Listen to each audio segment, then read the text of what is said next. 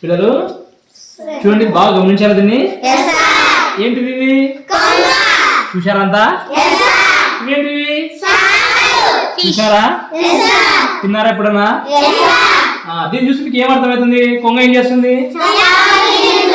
చేపలు తింటుందా? కొంగ చేపలు తింటుందా? మీరు తింటారు కదరా? తింటారా? ఓకే, తింటుంది కదా చెప్పండి. ఇప్పుడు దీంతో మనం ఒక చిన్న యాక్టివిటీ చేద్దాం, ఓకేనా?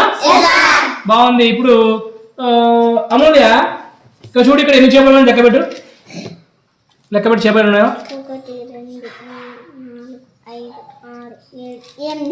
ఎనిమిది చేపలు ఉన్నాయంట. ఎన్ని ఉన్నాయంట? 8 చేపలు ఉన్నాయా?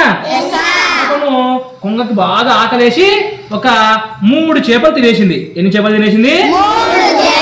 2, 3 తినేసింది. చూడండి, 1, 2, 3 తినేసిందా? అమూల్య, ఇప్పుడు లెక్క పెట్టి ఎన్ని మిగిలినాయి?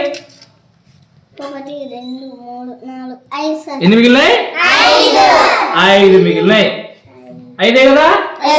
మరి 8లో నుంచి 3 తినేసింటే ఎన్ని మిగిలినాయి? 8లో నుంచి 3 చేపలు కొంగ ఆకలేసి తినేసింది. తినేస్తే మనకు 5 చేపలు మిగిలినాయి. మరి ఈ యాక్టివిటీ బాగుంది కదా? దీన్నే మనము సబ్ట్రాక్షన్ అంటాం. చూడండి, మైనస్ గుర్తు చూడండి, సబ్ట్రాక్షన్ గుర్తు మైనస్. ఈ విధంగా మనం దీనికి ఒకటే కాదు ఎన్నైనా మార్చుకోవచ్చు. చూడండి, ఇప్పుడు